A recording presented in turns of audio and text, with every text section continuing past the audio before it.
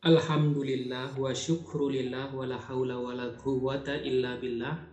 Assalatu wassalamu ala rasulillah la rasula wa la nabiyya ba'dah amma ba'du. Yang saya hormati tentu Direktur ya Madrasah Muallimat Muhammadiyah Yogyakarta beserta seluruh jajaran pimpinan, para guru, ya, ustadz, ustadzah, karyawan semuanya, mereka orang-orang yang berjasa kepada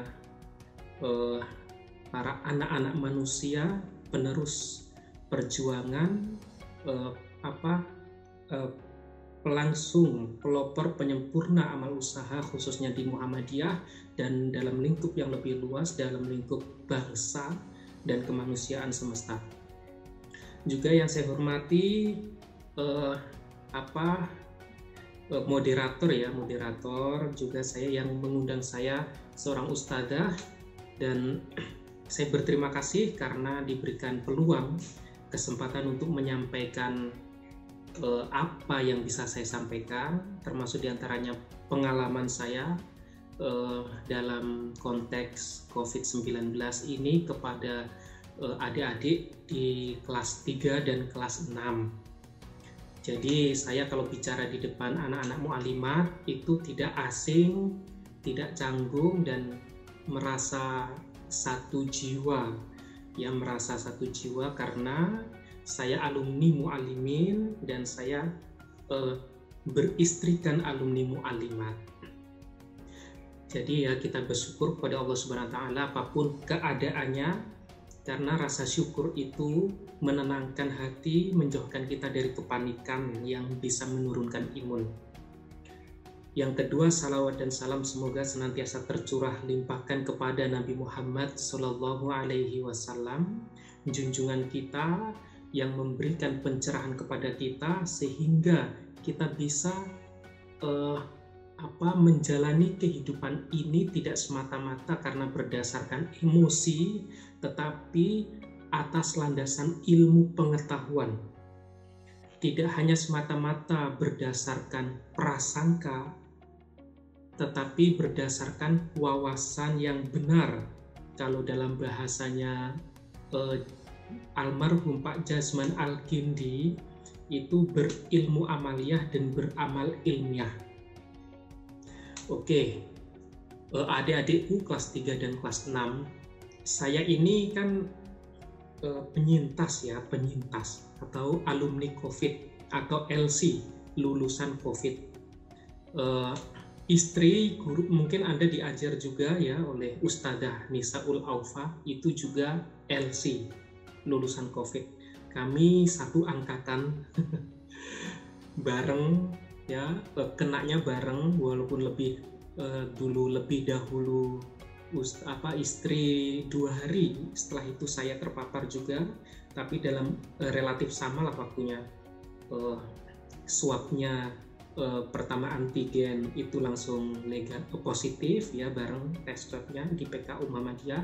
Kemudian setelah itu kami memastikan dengan PCR-nya juga dua-dua sama positif. Jadi ya memang COVID gitu aja lah, nggak usah berkilah. Baru sekitar 14 hari setelah itu kami PCR lagi dan hasilnya sama, negatif, alhamdulillah. Dengan gejala ya, kami mengalami COVID itu dengan gejalanya demam tinggi ya, kemudian pilek ya, flu, penciuman hilang walaupun tidak lama, sekitar terganggu itu 3 hari, hilang sama sekali itu 1 hari. Saya dada juga terasa agak tertekan ya, dada, batuk kecil-kecil. Kalau istri tidak sampai batuk-batuk, kalau saya sampai agak batuk begitu. Tapi yang membuat kami cepat sembuh itu dorongan semangat dari kawan-kawan, dari tetangga, dari keluarga. Itu yang membuat kami cepat sembuh. Ya walaupun di samping itu kami mengkonsumsi obat juga ya, obat ada herbal, tetapi semangat untuk segera sembuh itu datang dari tetangga, dari kawan-kawan ya, dari keluarga. Jadi di situ pengalaman itu memberikan wawasan kepada kami betapa sisi sosial gotong royong itu menjadi obat yang sangat mujarab bagi penderita COVID. Maka kalau ada yang COVID justru dikucilkan, itu itu bisa memperparah. Ya, jangan dikucilkan, diisolasi iya, tetapi diperhatikan, kebutuhan sehari-harinya dipenuhi, setiap hari komunikasikan bisa melalui handphone, WA, ya, diajak komunikasi, disemangati, didoakan. Nah, itu yang menguatkan. Nah, itu nanti barangkali ditanya jawab, banyak adik-adik yang mau bertanya. Pengalaman kami sungguh luar biasa dan kami mengalami itu di puncak gelombang 1. Hari ini gelombang 2 COVID di Indonesia.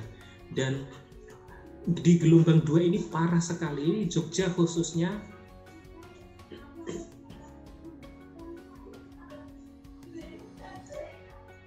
Ada adik-adik, ada anak-anak lewat. Jadi gelombang 2 ini agak parah ya, kami kenanya di gelombang 1 bulan Januari.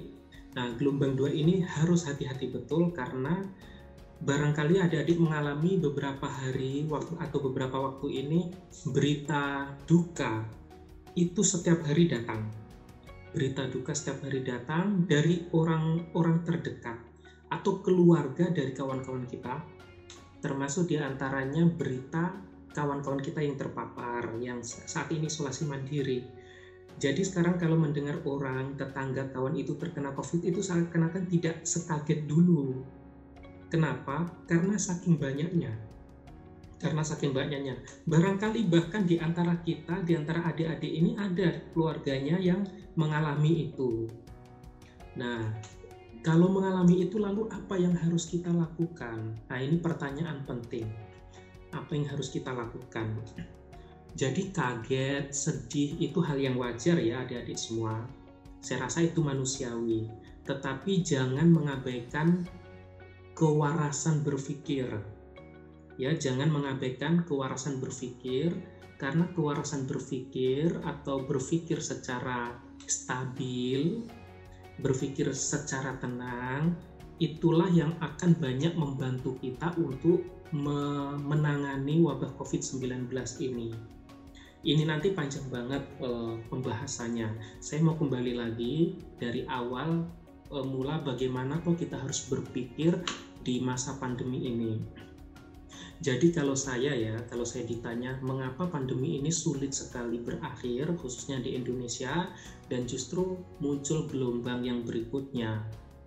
Jadi kalau khususnya yang Menteri Kesehatan mengatakan 2 provinsi, 2 daerah yang paling parah, kalau terjadi peningkatan itu yang paling parah itu ada 2. Pertama DKI Jakarta, yang kedua DIY atau Yogyakarta. Itu 2 daerah yang terparah. Kalau DKI saya rasa logis ya, karena memang kepadatan penduduk dan orang-orangnya mobilitasnya sangat tinggi. Dan DKI itu kabarnya 1 dari 2 orang di DKI itu sudah terpapar loh. Artinya setengahnya. Itu kan itu gila menurut saya, dan itu seakan-akan tinggal tunggu giliran bagi yang belum, seakan-akan kan begitu. Kalau di Jogja itu parahnya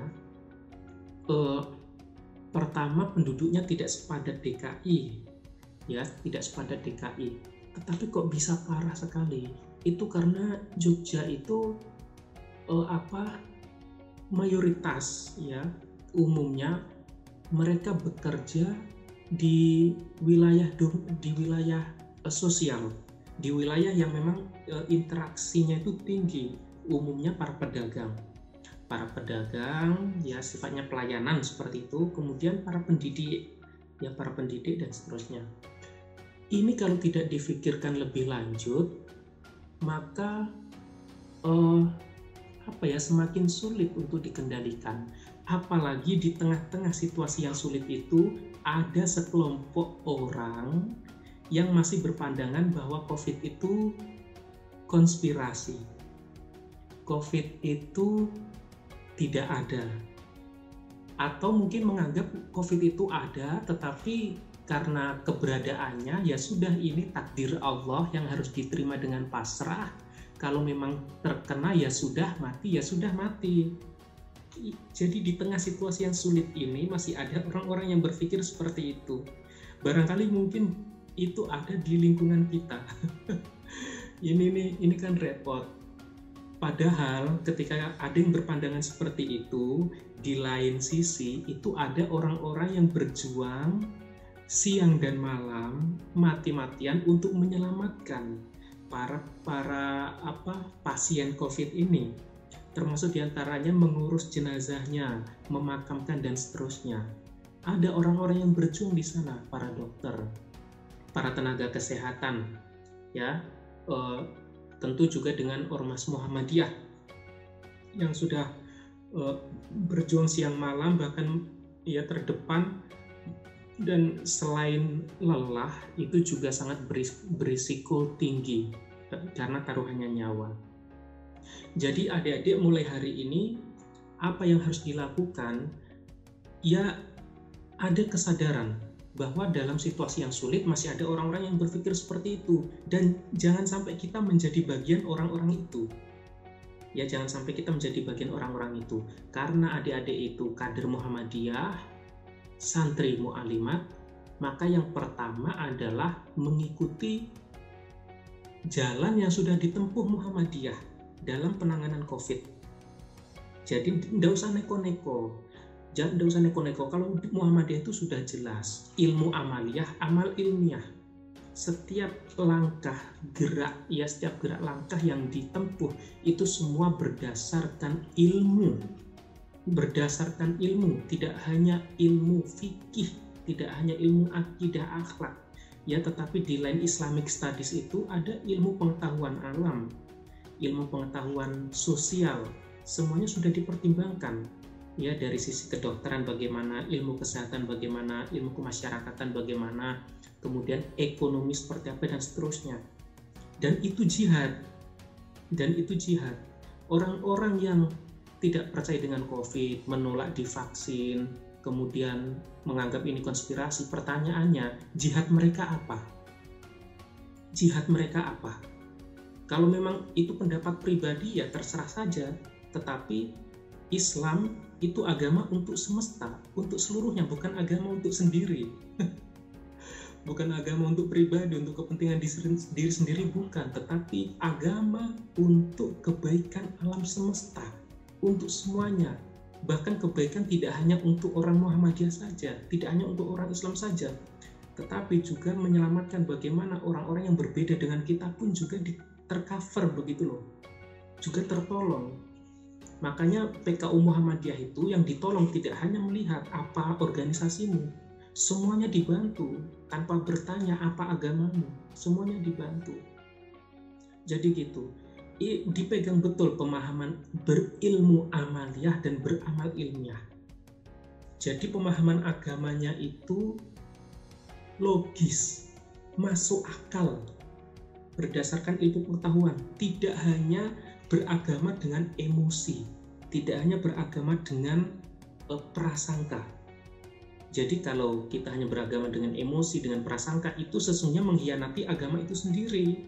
Karena agama Islam menghargai ilmu pengetahuan, dijunjung tinggi. Bahkan orang yang berilmu itu juga dijunjung tinggi derajatnya. Yarfa'illahu alladhina amanu minkum walladhina utul ilma darajat. Itu kan jelas sekali. Dalam hal wabah itu ya siapa yang punya ilmu itu?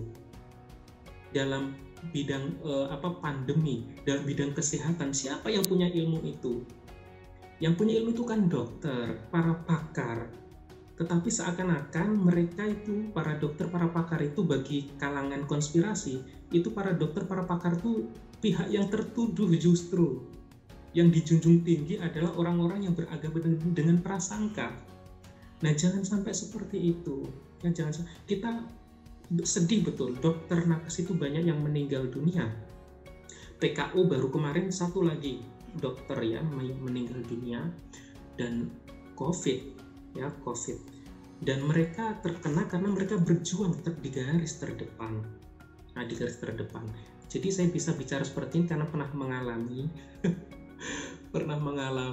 kemudian juga kawan-kawan saya kan banyak juga kawan-kawan di kedokteran, kawan-kawan keluarga dari kawan-kawan juga banyak yang meninggal di gelombang kedua ini, luar biasa banget. Dan lagi-lagi kaum dengan paham konspirasi tidak punya solusi sama sekali untuk masalah ini. Mereka hanya berbicara, berwacana. Mereka tidak pernah bisa memberikan solusinya apa, apalagi tindakan. Karena tidak pernah bertindak. Mereka tidak pernah bertindak. Nah, kalau Muhammadiyah kan sedikit bicara, banyak bekerja. Ya sedikit. Tetapi kalangan-kalangan seperti itu yang nggak percaya, yang konspirasi, yang berprasangka, menuduh nakes dan lain sebagainya, itu kadang-kadang perlu juga dijewer gitu loh, dijewer biar sadar ya, biar sadar. Kan ada kasus ya, Anda mungkin sudah tahu yang sangat viral itu, karena nggak percaya COVID, akhirnya mereka mendekati pasien COVID dan menghirup napasnya, tetapi ternyata terkena juga dan meninggal 2 orang sekaligus yang dalam video itu. Nah, itu kan ceroboh ya, itu ceroboh. Itu apa ya? Anda kalau masih ingat ya, sebetulnya kasus-kasus ketidakpercayaan pada ilmu pengetahuan itu kan berakibat fatal sejak masa yang lama. Anda mungkin pernah dengar Galileo yang akhirnya dihukum oleh agama, ya dalam hal ini gereja, karena Galileo berpandangan pusat tata surya itu matahari, sedangkan gereja ya di Eropa waktu itu berpandangan bahwa pusat tata surya itu bumi itulah yang dikelilingi, sedangkan Galileo mengatakan tidak, ya yang pusatnya itu mataharilah yang dikelilingi oleh planet-planet. Karena berbeda, Galileo sebagai ilmuwan, gereja mewakili agama, yang punya otoritas mengatur waktu itu agama, ya gereja, akhirnya gereja menghukum Galileo. Dan ketika ilmu pengetahuan berkembang, semua orang akhirnya mengetahui bahwa sesungguhnya pusat tata surya itu matahari, planet-planet mengelilingi. Ternyata yang betul itu ilmuwan, yang salah agama. Agama dalam hal ini gereja, yang betul ilmuwan, siapa itu Galileo. Sejak saat itulah akhirnya agama Kristen lambat laun ditinggalkan. Maka muncul enlightenment ya, pencerahan di dunia Eropa, dan agama mulai ditinggalkan, maka banyak orang menjadi ateis.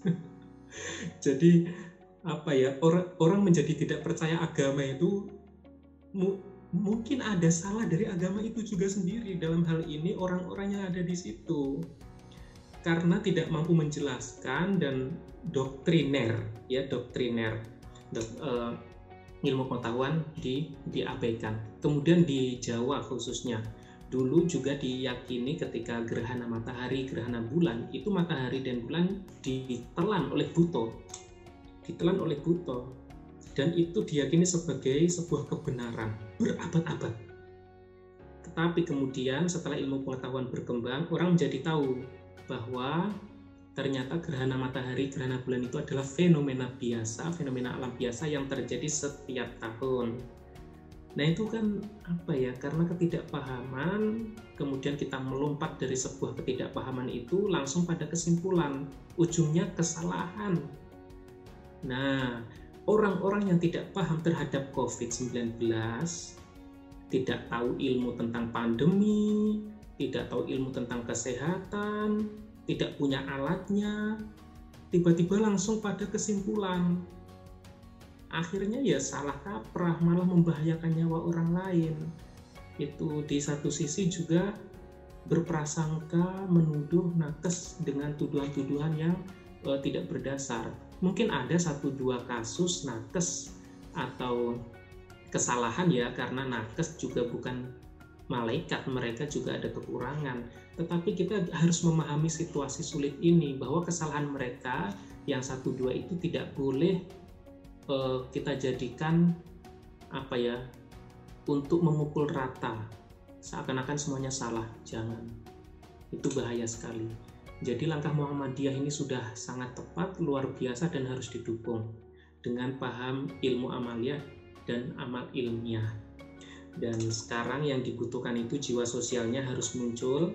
Saya lihat gerakan IMMDIY itu bagus banget, mereka menggalang dana dan dari kader untuk kader itu ya slogannya, walaupun kabarnya kalau kader sudah terpenuhi itu tidak menutup kemungkinan akan diperluas, siapapun bisa mendapat bantuan itu.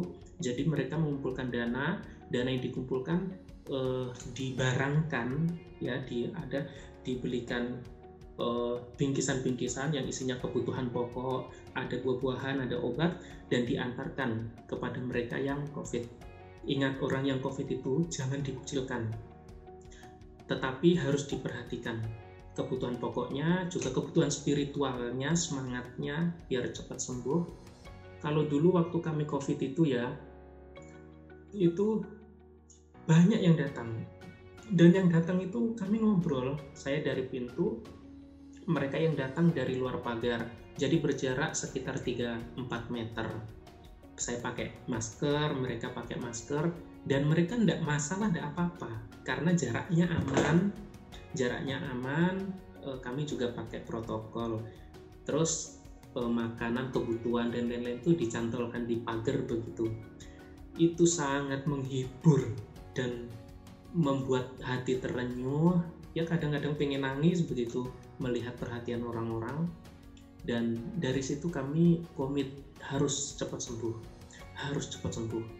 Nah, akhirnya karena komit harus cepat sembuh, ya doanya diperbanyak, ibadahnya diperkuat, baca Al-Quran dirutinkan, terus berjemur, olahraga, makan yang tertib dan enak dalam artian bergizi ya. 4 sehat 5 sempurna itu loh. Ya 4 sehat pun cukup saya rasa, banyak sayur mayurnya, banyak bawang putihnya, waktu itu kayak gitu. Makanya ketika kami semangat banget untuk sembuh karena dorongan motivasi dari luar itu, ya akhirnya sembuh betul. Sembuh. Dan memang, nah setelah sembuh itu yang unik ya, karena saya sudah tuliskan sebetulnya kisah itu di rahma.id dengan di bawah judul orang-orang baik di sekitar kita ya. Jadi setelah sembuh itu akhirnya kami begini, pokoknya kalau ada yang COVID, kita tahu entah tetangga, entah orang-orang dekat ya, teman-teman yang itu terjangkau dengan kita, harus ditolong, harus dibantu. Pertama diberikan motivasi minimal lewat WA, kalau nggak gitu setelah itu kemudian nanti kita ke rumahnya dengan protokol tentu, dan berjarak itu kasih makanan, kebutuhan pokok atau apalah, insya Allah semua diterima dengan senang hati. Nggak usah nilai seberapapun itu menjadi apapun dan berapapun nilainya menjadi sangat berarti ketika situasinya sulit. Jadi nggak usah, oh ini sedikit ya, saya hanya punya ini, nggak usah hitung-hitung itu. Asalkan Anda ikhlas, Anda mau bergerak membantu, berikan walaupun kecil, tetapi karena situasinya sulit seperti ini, itu akan menjadi hal yang sangat besar bagi mereka. Jadi gitu, termasuk hanya WA, memotivasi, mendoakan, itu menjadi hal yang sangat besar bagi para pasien itu. Kemudian gini adik-adik, loh kok Ustadz kan kalau kita sudah kena itu ya berarti sudah takdir dan lain sebagainya. Nah sekarang begini logikanya, andai kata kita ke hutan, tiba-tiba kita melihat harimau, pertanyaan saya, kita justru mendekat atau lari? Atau hanya pasrah? Boleh nggak lari? Boleh dan harus. Dan itu bukan berarti kita menghindari takdir. Ya, jadi begitu logikanya itu. Kalau kita lihat ular, boleh lari? Boleh. Bahkan kalau kita bisa bunuh aja, disingkirkan ular itu. Demi keselamatan jiwa. Jangan sampai pandangannya justru mendekat, yaitu kan bunuh diri. Kalau ada harimau misalkan mendekat bunuh diri nggak boleh dalam agama. Atau pasrah, atau misalkan justru ada pandangan Tuhan Tuhan mau kita mati. Justru ada pandangan seperti itu, jangan. Jadi jangan salah memahami takdir ya. Takdir itu sudah diketahui kalau sudah terjadi. Nah, kita baru bisa melihat itu takdir. Tetapi kalau belum terjadi, bukan takdir. Takdir itu kita bisa menilai kalau sudah terjadi. Kalau belum terjadi, itu bukan takdir, tetapi sesuatu yang harus diikhtiarkan berdasarkan ilmu pengetahuan. Pasrah, tawakal, itu hanya boleh dilakukan ketika ikhtiar sudah dilakukan. Nah gitu. Jadi yaitu pokoknya kalau pandangannya sudah berilmu amaliyah, beramal ilmiah, insya Allah aman kita itu. Banyak hoax di mana-mana, termasuk hoax dari dokter yang orang dengan gangguan jiwa itu. Ya banyak hoax di mana-mana disampaikan oleh kadang oleh tokoh, bahkan kadang oleh ustadz ya, bahkan oleh ustadz tokoh agama begitu. Nah disitulah diri kita diuji, bagaimana kita menempatkan diri kita, agama kita dan ilmu pengetahuan. Kalau saya melihat sebenarnya yang menjadi masalah hari ini bukan agama kok, tetapi psikologi kita dalam beragama. Jadi banyak orang membenturkan antara agama dan ilmu pengetahuan dalam menghadapi COVID. Itu sesungguhnya yang menjadi masalah bagi saya itu bukan agama itu, tetapi psikologi kita dalam beragama. Kalau agama itu jelas, agama itu rahmatan lil alamin. Rahmatan lil alamin itu menjadi kasih sayang bagi alam semesta. Kasih sayang alam semesta itu menghendaki keselamatan jiwa. Bahkan jelas dikatakan dalam Al-Quran, orang yang membunuh satu jiwa itu sama dengan membunuh manusia seluruhnya. Logika terbaliknya, mafhum mukhalafahnya, orang yang menyelamatkan satu jiwa, sesungguhnya dia menyelamatkan jiwa manusia seluruhnya. Itu karena dalam Islam, setiap jiwa itu sangat berharga. Setiap jiwa sangat berharga. Jadi kalau ada yang menggunakan dalil inna sholati wa nusuki wa mahyaya wa mamati lillahi rabbil alamin, itu untuk membenarkan dirinya pasrah atau justru menantang COVID-19, dia sesungguhnya gagal memahami dalil itu. Dalil itu sesungguhnya bermakna bahwa apapun yang kita lakukan di dunia itu untuk ibadah. Dan ibadahnya orang dalam wabah COVID-19 salah satunya adalah menangani wabah dengan dasar ilmu pengetahuan. Ya, dengan dasar ilmu pengetahuan. Termasuk diantaranya melaksanakan prokes itu ibadah. Ya, memakai masker, menjaga jarak, mencuci tangan dengan sabun, itu bentuk ibadah itu. Jadi kita itu menjalankan prokes lillahi ta'ala. Kenapa? Karena Allah suka dengan keselamatan jiwa. Jadi kita ketika melakukan prokes itu, di waktu yang sama kita menyelamatkan jiwa banyak orang, dan Allah menyukai itu. Ya, karena tujuan agama diturunkan ke dunia untuk menjadi rahmat bagi alam semesta, bukan menjadi bahaya. La doror wa la diror. Ya, bukan justru menjadi bahaya. Kalau agama pemahamannya itu justru membahayakan, agama menjadi tidak berguna sama sekali. Ya, kalau kehadiran agama itu justru menjadi bahaya, itu tidak berguna. Kenapa? Karena sesungguhnya agama harus berguna menjadi rahmatan lil alamin. Jadi begitu ya adik-adik, nanti kita banyak-banyak jawabnya, banyak diskusinya, karena saat ini ya jujur Jogja dalam situasi yang sangat sulit. Saya ini sudah 3 minggu lebih berkurung di dalam rumah ya, walaupun sehat, karena menjalankan perintah agama untuk keselamatan jiwa tadi.